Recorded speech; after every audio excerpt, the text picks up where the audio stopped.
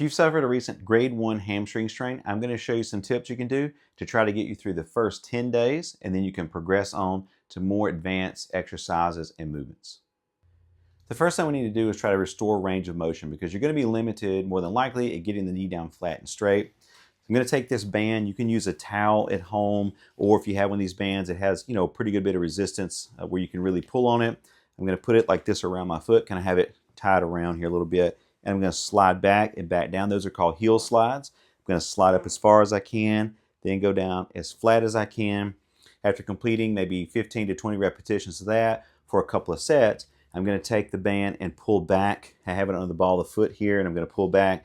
And I feel that stretch in my calf. I feel that in my hamstring. Really focusing on trying to get my knee down flat. I can even put a little bit of overpressure just above the kneecap here. Push down a little bit to try to increase that stretch on the back of the leg here. So you want to do that every day, several times a day, to try to restore that range of motion as soon as possible.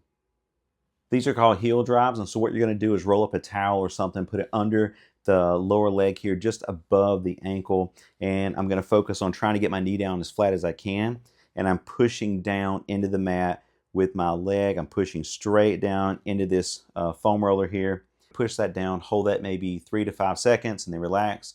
Push down again, really focusing on feeling that in my hamstring. I feel that in my calf muscle, feel that in my glute. Do that for maybe 10 to 20 repetitions several times a day.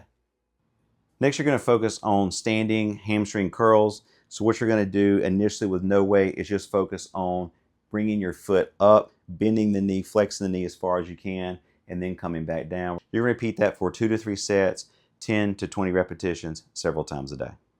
These are going to be assisted mini squats. What you're going to do is grab a hold of the back of a chair or countertop, a stable surface, bend the knees, hinge at the hips, kind of come down and back up. Just a slow mini squat here. We're not going to go really deep. With this exercise, you're going to complete this 2 to 3 sets, 10 to 20 repetitions several times a day.